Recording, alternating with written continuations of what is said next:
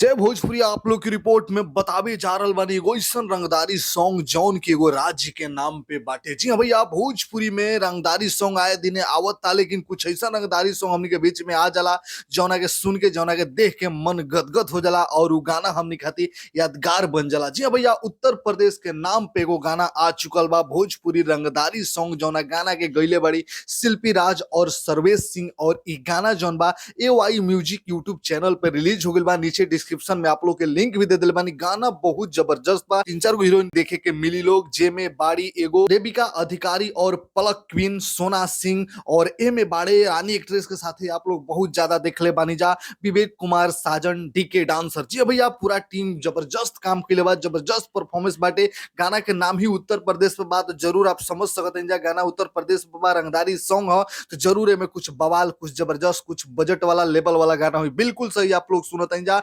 Budget और लेवल वाला ही गाना बाटे। AY म्यूजिक पे रिलीज हो गइल बा। नीचे डिस्क्रिप्शन में लिंक बा। ए गाना के लिखले बड़े सचिन जी और DR आशीष, और म्यूजिक दिले बड़े श्याम सैम, और वीडियो टीम YR लिखल बा, और वीडियो एडिटर कइले बड़े भरत कुमार गुप्ता। बहुत जबरदस्त वीडियो बा और शिल्पी राज जी गइले बाड़ी, बहुत जबरदस्त गाना भी बाटे। और सर्वेश सिंह भी साथ निभइले बाड़े शिल्पी राज के बहुत बढ़िया से। डायरेक्टर संदीप राज बाड़े। और ए गाना के AY म्यूजिक यूट्यूब चैनल पे नया चैनल रिलीज कर दिहल गइल बा, जरूर सुनम जा।